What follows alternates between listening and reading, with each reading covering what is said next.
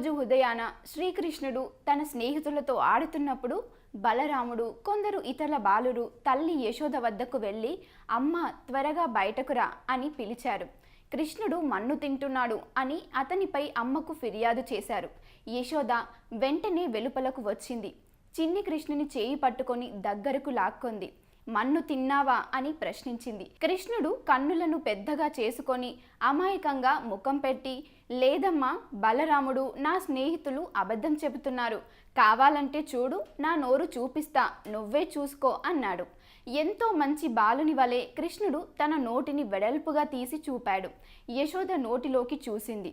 ఆమెకు మన్ను కనిపించలేదు సరికదా, కృష్ణుని నోటిలో పర్వతాలు, ద్వీపాలు, సముద్రాలు, గ్రహాలు, నక్షత్రాలు, విశ్వం, బాహ్యాకాశం కనిపించాయి.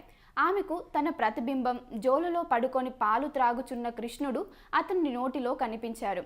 ఈ దృశ్యాన్ని చూసి దిగ్భ్రాంతి చెందిన యశోద ఇది వాస్తవమా అని బిగ్గరగా అన్నది.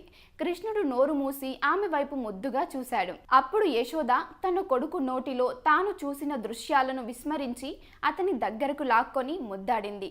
ఆమె హృదయం ప్రేమాభిమానాలతో నిండిపోయింది.